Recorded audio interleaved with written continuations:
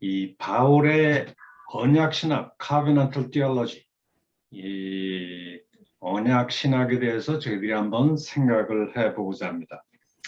이 전통적으로 우리 개혁주의 신학은 언약 신학을 골간으로 하고 있어요. 우리가 웨스트민스터 신앙 고백을 보더라도 우선은 행위 언약이니 은혜 언약이니 이 틀을 가지고 신학하는 것을 볼 수 있는데요.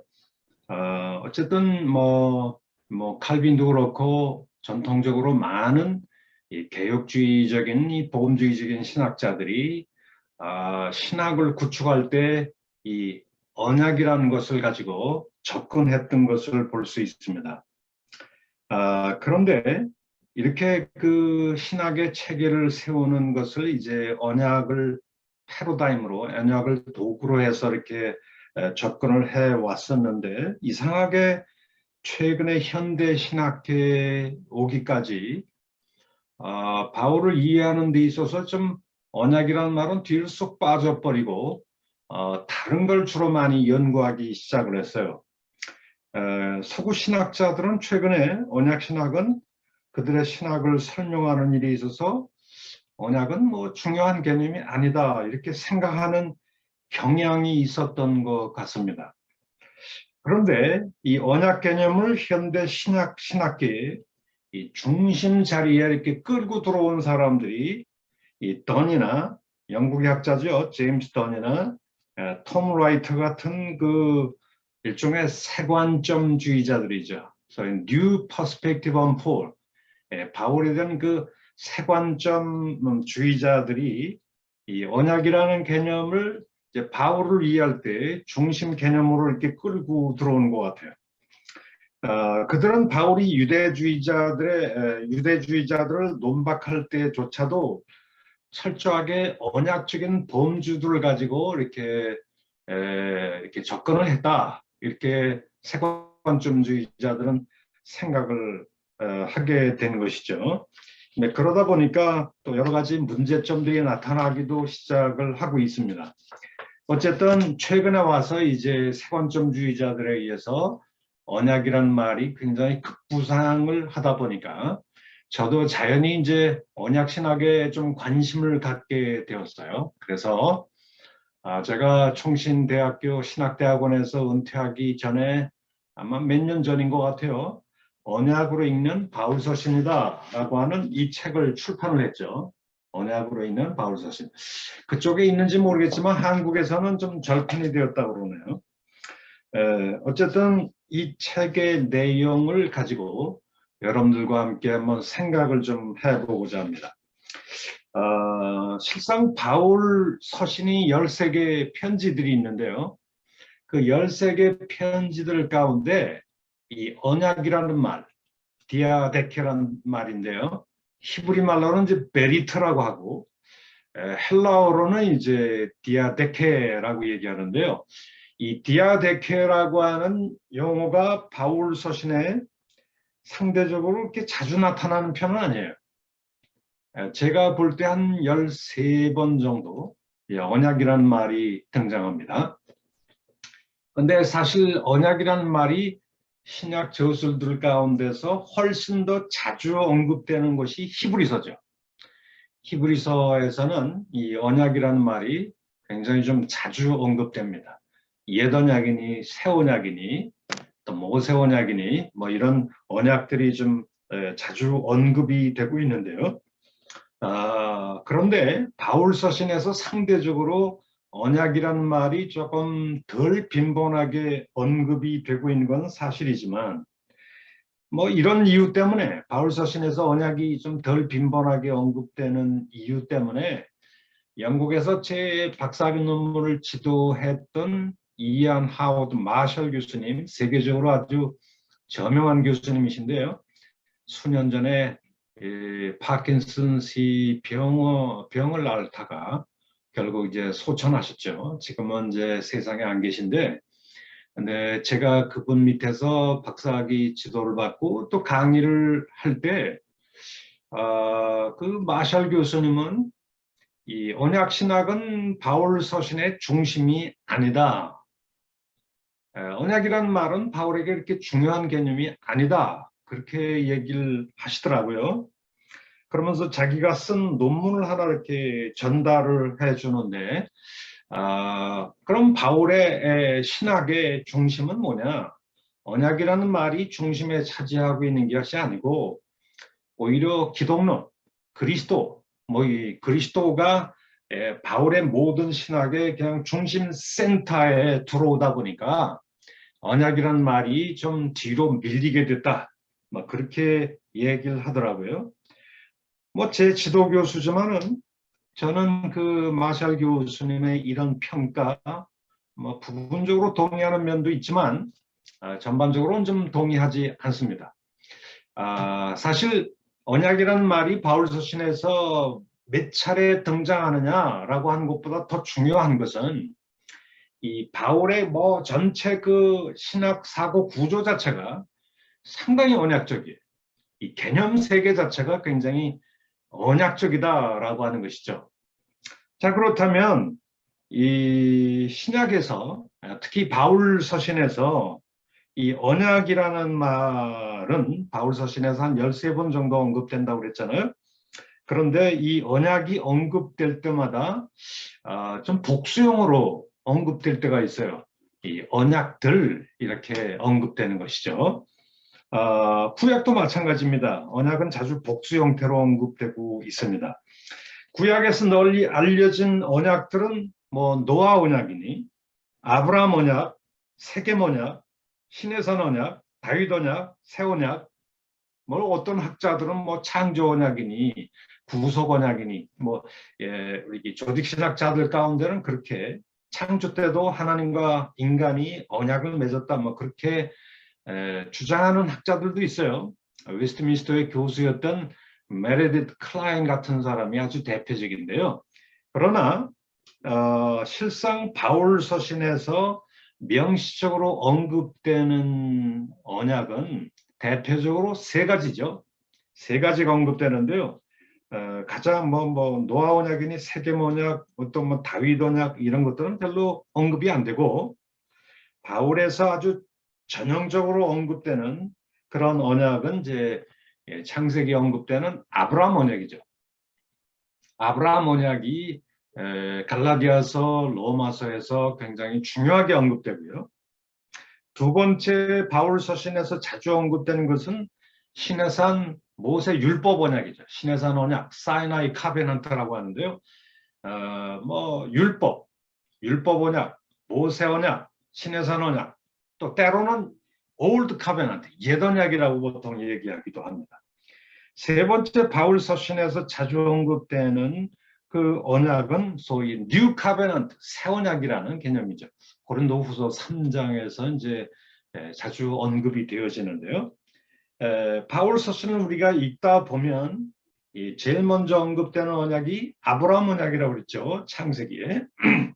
그 다음에 이제 우리 신명기나 민수기나 이때 이스라엘 백성 출애굽한 이후에 이스라엘과 맺은 시내산에서 맺은 언약을 우리는 시내산 모세 율법 언약이다 그렇게 얘기를 합니다. 그 다음에 예레미야서와 여기 그 에스겔서에서 언급되는 예레미야서는 31장 31절에서 34절에서 새 언약이 언급되고 있죠. 내가 이제 마지막 때 다윗의 집에 내가 새 언약을 맺겠다라고 하는 얘기가 예레미야서에 언급되고 그 동일한 그 사고 방식이 에스겔서에서도 이제 언급이 되는데요. 36장 25절에서 28절이 이제 새 언약에 관한 아주 전형적인 구절들인데 이런 예레미야서와 에스겔서가 언급하는 이 새 언약 사상을 바울이 또 그의 서신에서 언급을 하고 있어요.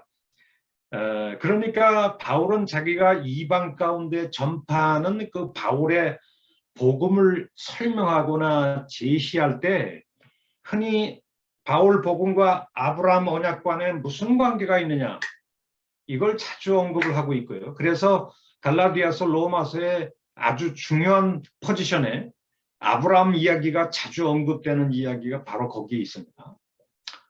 그 바울 복음의 뿌리는 아브라함 언약에 있죠. 그래서 바울은 자기 자신이 이방 가운데 전파하는 그 복음의 정당성을 논증하거나 설명하려고 할 때 끊임없이 창세기의 아브라함 이야기를 통해서 하나님이 아브라함과 그 후손과 맺은 그 언약의 기초에서 바울 복음을 자꾸 정당화하고 설명하고 하는 것을 볼 수가 있습니다. 자기가 지금 이방 가운데 전파하는 복음은 자기가 다메섹 도상에서 예수님의 계시로 받은 건 사실이지만 다메섹 도상에서 처음 받은 건 아니고요. 바울이 전파하는 복음의 시초는 이 시초는 이미 하나님께서 아브라함에게 그 복음을 전파했다는 거예요. 그 복음, 아브라함에게 최초로 전파했던 그 복음을 지금 내가 이방 사회 가운데 지금 내가 전파하고 있다. 그래서 바울은 자기 자신의 이 복음을 끊임없이 아브라함 언약에 토대를 두고 거기서 정당성을 끌어내고 그래서 자기의 이방 가운데 전파하는 복음을 이제 정당화하고 합법화하는 그런 일들을 하고 있어요. 그리고 이제 바울 복음이 또 자주 언급되고 있는 게 신해산 율법 언약이죠. 그래서 바울은 자기의 복음과 율법이 신해산 율법 언약이 무슨 관계가 있느냐? 상당히 제일 좀 골치 아픈 부분이 이해하기가 어려운 부분이 바로 바울 복음과 율법과의 관계죠. 그래서 우리 하영찬 목사님이 이번에 바울 복음과 율법 문제를 좀 다뤄달라 원래는 그렇게 얘기를 했었는데요. 바울 복음과 율법의 문제는 좀 부정적인 면도 있고 긍정적인 면도 있어요. 사실 그 독일의 그 개신교 그 종교개혁자인 마틴 루터는 이 복음과 율법을 완전히 대립구도로 이해를 하고 계셨죠. 그래서 복음을 쫓을 것이냐 아니면 율법을 쫓을 것이냐. 만약 율법을 쫓으면 복음에서 떨어져 나가게 되고 복음을 쫓아가게 되면 율법을 버려야 된다. 그러니까 양자택일, 복음이냐 율법이냐. 우리가 율법을 쫓아가면 복음을 버려야 되고 복음을 쫓아가다 보면 율법은 내던져버려야 된다. 우리 복음하고 율법은 아무 관계없다. 막 이런 양자택일적인 사고방식이 특별히 루터의 초기에 굉장히 강하게 나타났었죠. 아마 루터가 그렇게 얘기하게 된 그 근본 이유는 바울이 그 자기의 복음을 설명할 때 갈라디아서도 그렇고 로마서도 그렇고 끊임없이 율법에 대해서 아주 네거티브한 스탠스를 취하거든요. 정말 예수 그리스도 안에서 구원을 받고 십자가의 구속의 은혜를 경험한 사람은 더 이상 율법 아래 있지 않다. 우리 그리스도는 율법에 대해서 죽었다. 우리는 율법에 얽매인돼서 해방되었다. 그런 얘기들을 이제 막 하다 보니까 바울은 마치 율법을 완전히 폐기 처분하는 게 아닌가. 그런 생각을 갖게 되기 때문에 아마 루터가 복음이냐 율법이냐 그리스도냐 율법이냐 그런 생각을 하게 된 것이죠. 여러분 성경을 가지고 계시면 갈라디아서를 한번 잠깐 펴보실까요? 이 그리스도와 율법의 대립구도 또는 복음과 율법의 대립구도가 아주 날카롭게 언급되는 부분이 갈라디아서 5장 그 4절에 있습니다. 5장 4절에 이렇게 얘기를 하고 있어요. 찾으셨는지 모르겠습니다. 307페이지에 있는데요. 우리 다 같이 한번 읽어볼까요? 갈라디아서 5장 4절 시작. 율법 안에서 의롭다함을 얻으려고 하는 너희는 율법 안에서 의롭다함을 얻으려고 하는 너희는 누구에게서 끊어지고 그리스도에게서 끊어지고 은혜에서 떨어진 자다. 그러니까 율법 안에서 뭘 이렇게 얻어보려고 하는 사람은 너 그리스도에게서 끊어져. 복음의 은혜에서 떨어진다니까. 이렇게 양자택일의 아주 강력한 표현들이 상당히 바울에게 많이 나타나요. 그렇기 때문에 루터가 아마 복음의 은혜를 추구하는 사람은 이젠 율법을 forget it, 잊어버려야 된다. 치워버려야 된다. 율법은 우리 그리스도인들 복음을 쫓아가는 우리들에게 아무 관계가 없다. 막 그렇게 극단적으로까지 얘기를 하는 것 같아요. 근데 이 종교개혁자인 칼빈, 요한 칼빈과 같은 사람은 루터의 입장을 안 받아들이죠. 이 복음은 율법과 대립구도에 있는 게 아니라 복음 속에 율법의 정신이 들어와 있다. 그러니까 율법의 근본 정신은 복음의 정신과 모순된 게 아니다. 이렇게 생각하는 사람이 칼빈이에요. 그런데 루터의 입장과 칼빈의 입장을 바울은 양쪽을 다 가지고 있어요. 어떻게 보면 바울이 루터파 같기도 하고 어떻게 보면 바울이 칼빈파 같기도 하고 학자들이 좀 많이 헷갈리죠. 그래서 오늘 이 시간에 그 부분을 좀 정리를 해 드릴까 생각을 하게 됩니다. 어쨌든 바울은 이제 자기의 복음을 설명할 때 끊임없이 율법과 어떤 대립구도 속에서 자꾸 얘기를 해요. 복음을 쫓아가다 보면 이제 율법에 대해서 해방되었다. 뭐 율법에서 벗어났다. 우리는 율법에 대해서 죽었다. 우리는 더 이상 율법 아래 있지 않다. 막 그런 얘기를 이제 바울이 한쪽에서는 하죠. 근데 또 한쪽에서는 내가 정말 믿음으로 그리스도 예수를 믿음으로 복음을 믿음으로 의롭다함을 받는다고 내가 율법을 폐기 처분하는 줄 알아? 절대 그렇지 않아. 나는 오히려 율법을 굳게 세운다. 그런 아주 긍정적인 표현도 하고 있어요. 로마서 3장을 한번 보실까요? 로마서 3장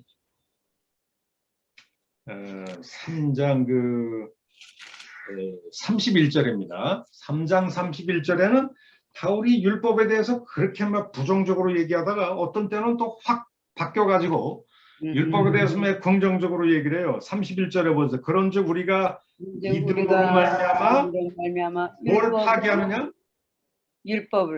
율법을 파기하느냐? 우리가 믿음으로 말미암아 율법을 파기하느냐? 절대 그럴 수 없다. 오히려 나는 도리어 뭐를 세운다? 율법을 오히려 굳게 세운다. 나의 복음은 오히려 율법을 폐기 처분하는 게 아니라 율법을 오히려 굳게 세우는 거야. 뭐 이런 얘기를 또 해요. 그래서 스웨덴의 학자인 헤이키키 리제넨이라는 사람이 있어요.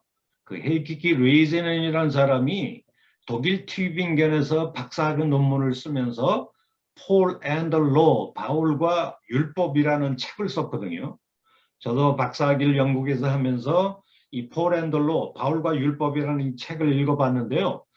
아주 레디컬한, 우리가 받아들일 수 없는 그런 얘기를 하더라고요. 바울의 신학은 위대한 신학이 아니라 모순덩어리다. 이랬다 저랬다 한다는 거예요. 한마디로. 기분 좋을 때는 율법에 대해서 막 긍정적으로 얘기하다가 기분 좀 나쁘면 율법 때려쳐. 필요 없어. 막 이렇게 얘기한다는 거예요. 그래서 바울 복음의 특징은 모순과 갈등이다. 긍정적으로 얘기하는 것과 율법에 대해서 부정적으로 얘기하는 것 사이에 끊임없이 왔다 갔다 한다는 거예요. 바로 이 레이제넨이라는 학자가 폴 앤 더 로라는 책을 쓰면서 그 튜빙겐에서 박사학위 과정을 또 연구를 했던 한국의 김생 교수가 있거든요. 그 김생 교수하고 레이제넨 교수하고 튜빙겐에서 맨날 싸웠다고 그러더라고요. 네가 틀렸다고 그러면서 그 얘기를 제가 한번 들은 적이 있는데 제가 왜 이 얘기를 하냐면 이 복음과 율법의 문제가 사실 최근 학계에 굉장히 치열한 논쟁거리가 되기 때문에 그렇습니다. 어쨌든 바울은 자기의 복음을 율법과의 관계 속에서 설명을 하는 거죠. 때로는 부정적으로도 설명하고 부정적 관계 속에서 설명하기도 하고 또 어떤 경우에는 바울은 자기의 복음을 율법과의 긍정적인 관계 속에서도 설명하기도 하고 좀 이 부분을 좀 여러분들과 함께 한번 정리를 좀 해볼까 합니다. 그리고 바울 서신에 나타나는 세 번째 언약이 예레미야서와 에스겔서에 언급되는 새 언약 사상이에요. 특히 이제 고린도후서 3장에 보면 자기 자신이 새 언약의 일꾼으로 이렇게 하나님이 세우신 걸 난 자랑스럽게 생각한다 라고 얘기를 좀 하고 있거든요. 그래서 바울은 자기의 이 복음의 정당성을 예레미야서와 에스겔서에 언급되는 새 언약 사상에 뿌리를 두고 또 끊임없이 설명을 하는 것이죠. 그래서 저는 지금까지 이 바울 서신에 세 가지 언약이 언급된다고 그랬죠. 뭐 구약에서는 노아 언약, 세겜 언약, 다윗 언약 뭐 이런 것들이 언급되긴 하지만 바울 서신에서 언급되는 가장 대표적인 세 언약은 창세기 아브라함 언약, 또 모세 율법에 언급되는 시내산 율법 언약, 그리고 예레미야와 에스겔서에 언급되는 새 언약. 이 아브라함 언약, 율법 언약, 새 언약 이 세 가지 관계 속에서 바울이 끊임없이 복음을 설명하려고 하는 것이죠. 그래서 이 세 가지 부분을 우리들이 좀 차례차례 좀 설명하는 시간을 좀 가졌으면 좋겠다. 자, 그러면 이것은 이제 서론적으로 여러분들에게 좀 말씀을 드리는 것이고요. 이 언약이라고 하는 것이 뭐냐 하는 것을 조금 더 설명을 좀 드릴게요. 이 언약이라고 하는 것은 일종의 계약이라고 말씀할 수 있죠. 좀 법적인 용어입니다. 법적인 용어인데 여러분들이 집을 살 때에도 우리가 이제 다운 페이먼트를 하고 뭐 10억짜리다라고 하면 한 2억 정도 계약금을 지불하고 이제 계약서를 작성을 하지 않습니까? 그 계약서를 작성하면 벌써 도장을 양쪽이 딱딱 찍으면 벌써 계약이 1차적으로는 성립이 된 것이요. 자기 마음대로 이 집을 딴 데 팔거나 안 팔거나 할 수가 없어요.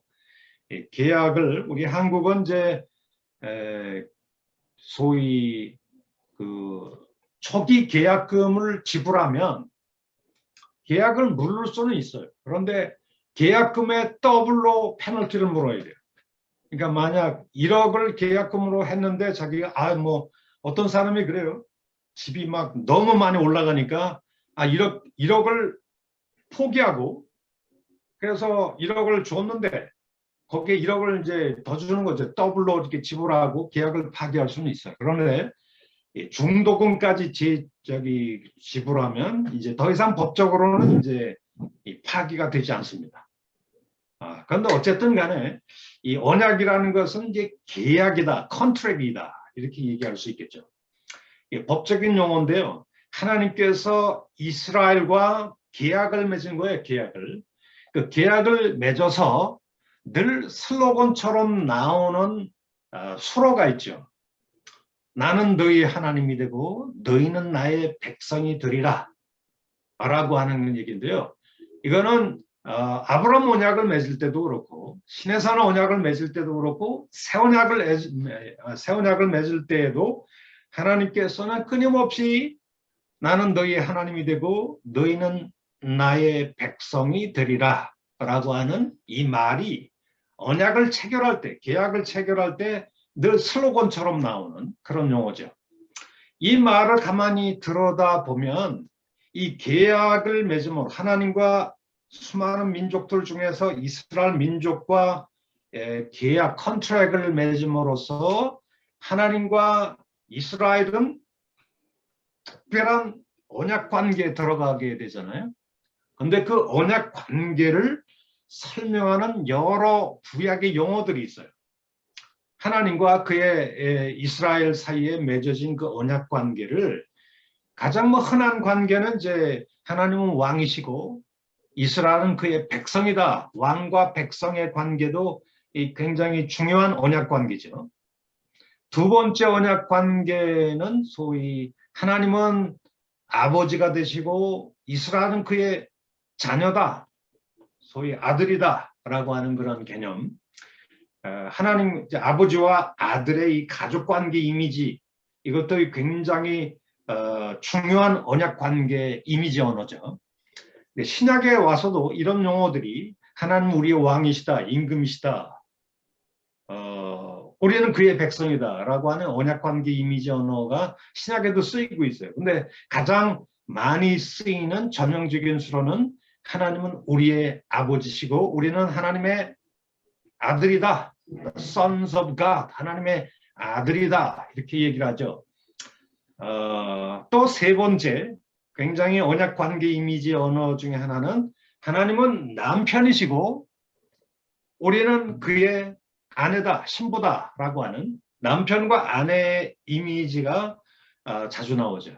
이 남편과 아내 이미지가 가장 흔하게 언급되는 구약의 책이 어디죠? 호세아서죠. 하나님께서 이 호세아와 그 부인 고멜의 관계를 빗대어서 하나님께서 이스라엘을 자기의 신부처럼 이 고멜이 호세아와 이제 결혼했는데 자기 남편을 버리고 비단을 준다 무슨 뭘 준다 포도주를 준다 먹을 걸 많이 준다 그래서 딴 남자 쫓아가잖아요. 음부처럼 마치 이스라엘이 그런 고멜처럼 이 음부가 되어서 자기의 남편 대신 하나님을 버렸다라고 하는 그런 얘기가 언급되고 있는 걸 볼 수가 있어요. 자, 하나님 왕이시고 그 이스라엘은 그의 백성이다는 이 언약관계 이미지 언어. 두 번째는 하나님은 아버지가 되시고 이스라엘은 그의 아들들이다. 세 번째는 하나님 남편이시고 이스라엘은 그의 아내다. 라고 하는. 그다음 네 번째 많이 쓰이는 그 관계 언어가 뭔지 아세요? 구약에서 자주 쓰이는 것은 하나님은 주인이시고 이스라엘은 그의 종이다. 주인과 종의 이미지. 굉장히 중요하게 언급되죠.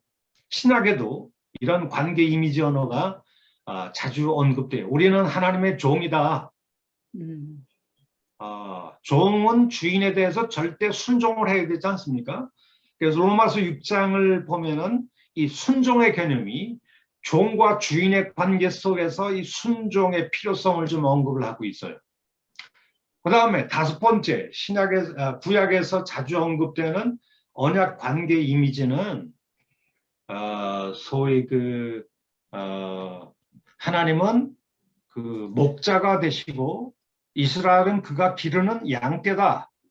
그래서 여러분 그 유명한 요 관계 이미지를 잘 사용하는 것이 시편 23편이죠. 여호와는 나의 목자이시니 라고 하는 얘기가 나오잖아요. 우리는 그가 기르는 양떼다 라고 하는 것이죠. 그리고 마지막으로 이제 언급되는 그 언약 관계 이미지는 하나님은 포도원 주인이시고 이스라엘은 그가 가꾸는 포도원이다. 이사야 5장이 바로 이 포도원의 노래를 얘기하고 있는데 이 주인이 포도원을 가꾸고 울타리를 만들고 거기다 극상품 포도나무를 심잖아요. 그럼 포도나무를 심는 이유가 뭘까요? 주인은 그 포도원으로부터 뭘 기대하기 때문에? 열매. 포도 열매를 얻기를 기대하기 때문에 포도원을 잘 가꾸지 않습니까? 근데 이 이사야 5장을 보면 이놈의 포도원이 극상품 포도나무를 심었는데 이게 들포도만 맺고 저기 이상한 열매만 맺고 있다. 그래서 아예 하나님께서 이 이스라엘이라는 포도, 이 열매를 맺는데 실패한 이스라엘이라는 포도원을 그냥 갈아엎어가지고 울타리를 치워버려가지고 이방 백성들이 다 짓밟히게 만들 것이다 라고 하는 얘기가 언급되고 있어요. 신약의 이런 그 이미지는 나는 포도나무여 너희는 가지니 이런 이 이미지 언어도 하나님과 이스라엘의 관계를 설명하는 굉장히 그런 친숙한 언어다라고 말할 수가 있겠습니다. 그런데 그런 언약 관계 이미지가 신약에도 이제 자주 쓰이고 있는데 중요한 것은 이 언약 신학에 있어서 몇 가지 우리가 좀 생각을 해야 될 것이 있어요. 하나님께서 이스라엘과 하나님 사이에 이제 언약이 맺어져서 하나님은 이스라엘의 왕이 되시고 남편이 되시고 또 아버지가 되시잖아요. 목자가 되시고. 그러니까 하나님께서 이스라엘의 왕이 되셨는데 이스라엘은 그의 백성이잖아요. 그 백성이라고 하면 서로 이제 그 계약을 딱 맺죠. 계약을 맺으면 하나님은 이스라엘에 대해서 어떤 언약의 의무가 주어질까요? 여러분 부부도 청춘 남자가 이제 결혼식을 올리고 뭐 구청에 가서 이제 남편과 아내가 되겠습니다 하고 이제 혼인 신고를 하잖아요. 이게 법적 구속력이 딱 생기죠. 그런데 이제 남편과 아내가 결혼식에서 뭘 약속하나요? 검은 머리가 팥불이 되도록, 여자는 누구만 섬기도록? 남편만 내가 사랑하고 섬기겠습니다 하는 걸 선포하는 거 아니에요? 그리고 남편도 뭘 약속하죠? 여기 앞에 서 있는 이 여자를 나의 아내로 삼아서 검은 머리가 팥뿌리가 되도록 이 아내만 사랑하고 돌보겠습니다 라고 하는 걸 딱 맺잖아요.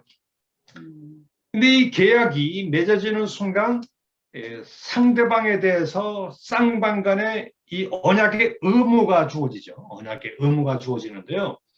하나님은 어떤 의무가 주어질까요? 하나님이 이스라엘과 언약을 맺어 나는 이제 너희의 왕이야. 너희의 하나님이야. 너희는 나의 백성이야.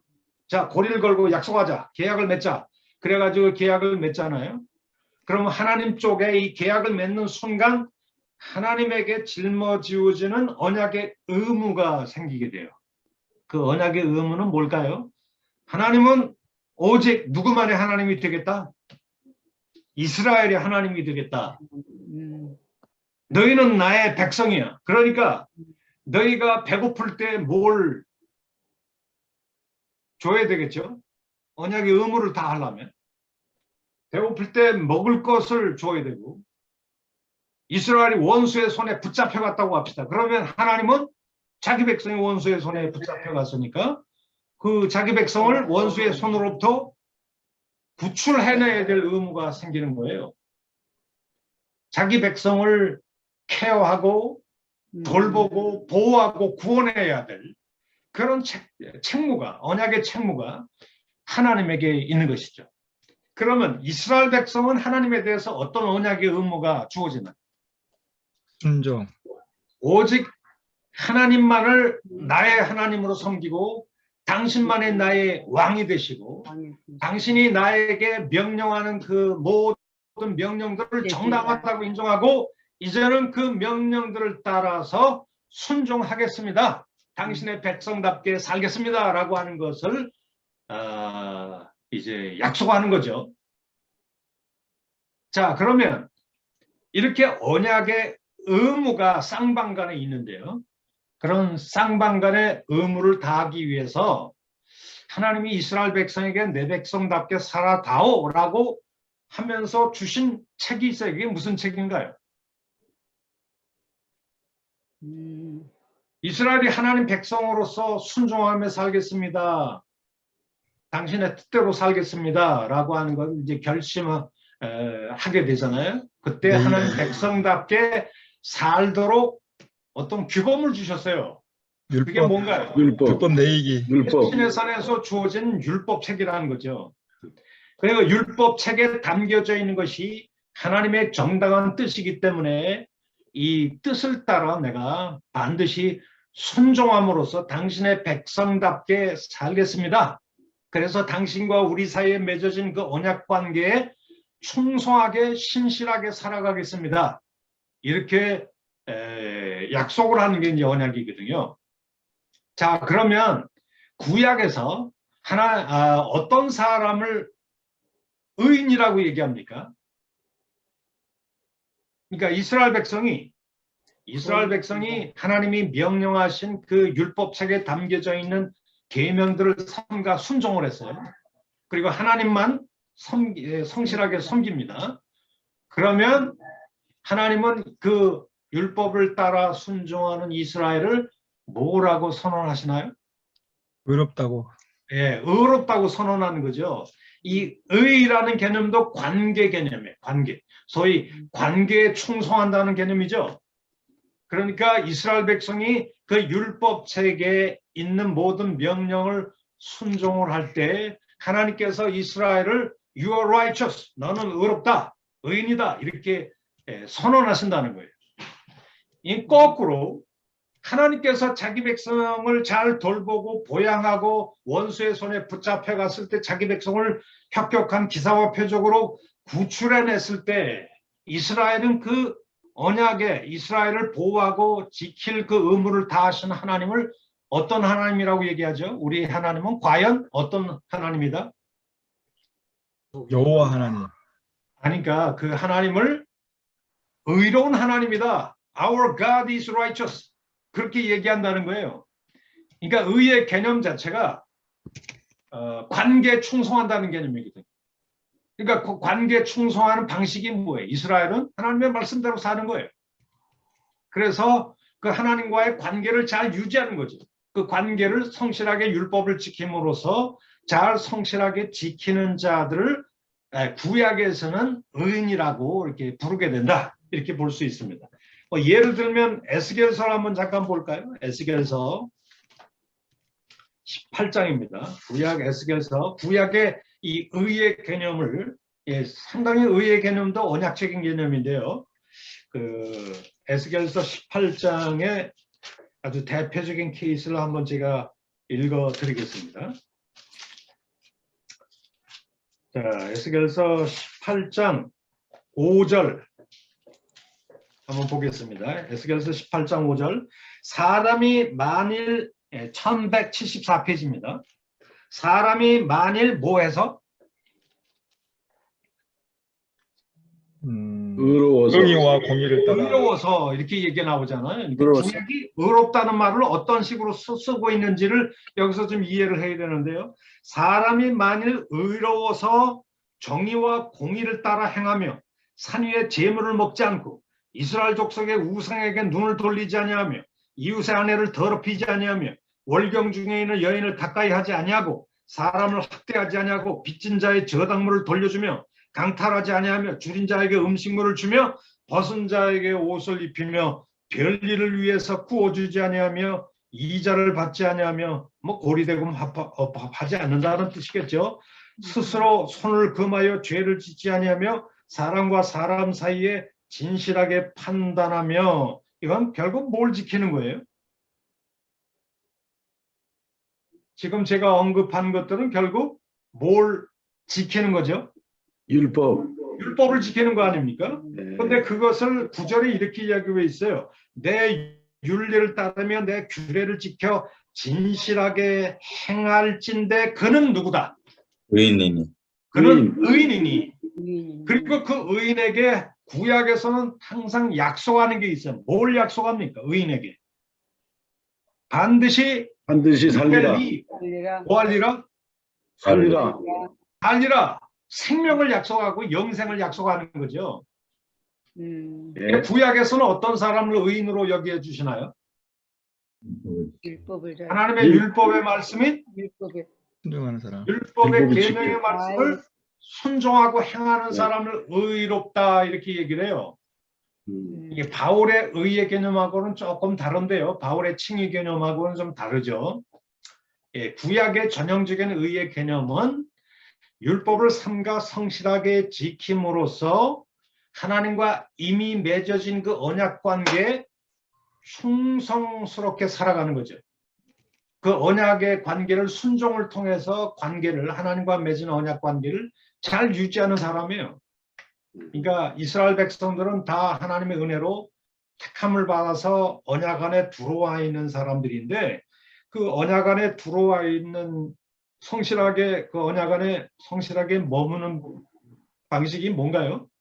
율법을 열심히 지킴으로써 언약 안에 성실히 머무는 자 이런 사람을 우리는 의인이라고 이렇게 얘기하죠. 바로 그런 사람을 이제 의롭다고 얘기하는데 근데 거꾸로 율법을 계속 파기하고 불순종해. 그러면 뭐가 되죠? 의인이 아니라 불의한 사람. 죄인이 되는 불의한 자. 것이고 그리고 이 율법을 범하는 죄인들은 반드시 망하리라, 반드시 죽으리라, 화와 저주를 받으리라 이렇게 막 구약은 지금 얘기가 되는 것이죠. 구약의 의의 개념이 어떤 것인가 하는 것을 우리가 좀 이해할 필요가 있어요. 그런데 세 번째로 언약의 의무가 이제 쌍방간에 계약이 맺어지는 순간 언약의 의무가 주어지잖아요. 이스라엘은 하나님의 백성을 보호하고 양육하고 구원해야 될 언약의 의무가 있고요. 또 이스라엘 백성은 하나님만 섬기고 그의 뜻을 순종해야 될 언약의 의무가 있다. 그 의무를 다할 때 하나님께서 그런 사람을 의롭다 이렇게 여겨주신다는 얘기죠. 그런데 문제는 여기에 있어요.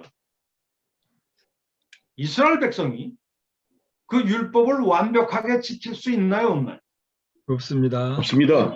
그걸 못 지키잖아요. 부지불식간에 뭐 이렇게 못 지키죠. 인간은 다 죄성을 가지고 있고 연약하기 때문에 이렇게 율법을 자꾸 범한단 말이죠. 하나님께서는 이스라엘과 그 언약 관계를 맺으시고 내 백성답게 살아줘 하면서 율법을 주셨는데 율법책을 주실 때 이스라엘 백성이 완벽하게 지킬 것이다 기대하고 주셨을까요? 이놈들이 율법을 좀 어길 거다라고 내다보고 주셨을까요? 그럴 것이다. 율법을 분명히 어길 거다 아마 예측을 하신 것 같아요. 그래서 율법을 어겼을 경우에 그 율법을 범한 죄를 수시로 용서받을 수 있는 사죄 시스템을 만들어 놨어요. 그 언약 시스템 속에. 그것이 무슨 제도죠? 그게 바로 제사제도죠. 제사지도. 예. 그 제사 제도를 만들어서 성전 시스템도 만들어 놓고 제사장도 만들고 뭐 이렇게 제사 뭐 속건제 뭐 화목제 뭐 이런 번제 이런 여러 가지 제사 제도를 두셔서 이스라엘 백성이 혹시 부지불식간에 율법을 어겨서 범죄할 경우에 하나님 앞에 언제든지 나와서 제물을 갖다 바침으로써 용서를 받고 사죄 은총을 경험할 수 있도록 그 시스템을 만들어 놓으신 거예요. 이게 언약 시스템 속에 그렇게 돼 있다. 이렇게 볼 수가 있습니다. 그런데 만약 이 율법을 아주 습관적으로 어기고 고의적으로 어기고 이렇게 되어졌을 경우에는 어떻게 될까요? 구약에서 계속 경고가 나오는 게 뭐죠? 징계. 뭐 징계해도 듣지 않고 계속 이렇게 범죄를 습관적으로 하게 되어질 경우에는 심판. 이걸 이제 고범죄라고 얘기를 하는데요. 그럴 경우에는 언약 시스템의 맨 마지막에 나오는 얘기가 심판에 관한 이야기예요. 심판. 반드시 이 범죄하는 이스라엘을 뭐 하겠다는 거예요, 하나님이? 심판하겠다. 심판하시겠다라고 하는 그런 뜻이죠. 그러니까 이스라엘이 그 언약 시스템을 들여다보면 이스라엘이 하나님 백성 된 그 출발점은 어디서 출발합니까? 율법. 이스라엘이 하나님 백성 된 그 출발점. 언약 율법. 아니죠. 뭐 율법을 행했다고 이스라엘이 하나님 백성 된 건 아니에요. 하나님이 이스라엘 백성을 자기 백성으로 삼으실 때 최초의 단계는 뭐예요? 뭘 잘 지키기 때문에, 순종을 잘했기 때문에, 선을 많이 행했기 때문에가 아니고 하나님 은혜. 열방 중에서 자기 백성을 그저 사랑하심으로. 자기 백성은 뭐 하신 거예요? 열방 중에서. 사랑하심으로. 아니, 선택하신 거죠. 선택. 백정. 그러니까 이 언약 시스템의 출발점은 하나님의 주권적인 은혜로운 선택으로부터 출발한다. 이렇게 말할 수 있습니다. 그래서 여러분 신명기를 한번 볼까요? 신명기. 이 언약의 출발점이 이제 어떻게 출발하느냐 하는 것을 우리가 좀 이해해야 되는데요. 신명기 7장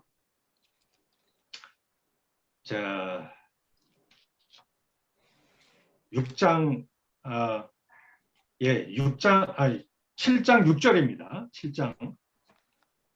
신명기 7장 6절을 한번 보겠습니다. 제가 지금 이렇게 인트로덕션, 서론적으로 구약 얘기도 하고 이렇게 하는 이유는 언약 신학이 뭔지를 이제 바울을 쪽에서 이제 설명하기 위해서는 꼭 필요하기 때문에 그렇습니다. 자, 신명기 7장 6절을 제가 한번 읽어볼게요. 너는 여호와 네 하나님의 뭐다? 성민이라. 그러니까 거룩한 백성이라라고 하는 개념이죠. 백성이라는 개념도 언약적인 개념이에요. 내 하나님 여호와께서 지상 만민 중에서 너를 자기 소유된 뭘로 백성으로 자기 백성. 소유된 백성으로 뭐 하셨다? 택하셨다. 택하셨다. 여기 선택하셨다는 말씀이 나오잖아요. 네. 여러분 언약의 토대는 하나님의 선택론에서 출발을 해요. 아, 그런데 하나님이 이스라엘 백성을 왜 선택하셨나요? 6절을 보세요. 7절에 여호와께서 너희를 저기 그 7절 여호와께서 너희를 기뻐하시고 너희를 택하신 이유는 너희가 다른 민족보다 수요가 많기 때문이 아니다. 뭐 너희가 잘나서도 아니고 너희가 다른 민족보다 수요가 많기 때문도 아니다. 너희는 오히려 모든 민족 중에서 가장 적은 민족이다. 보잘것없는 민족이다. 그런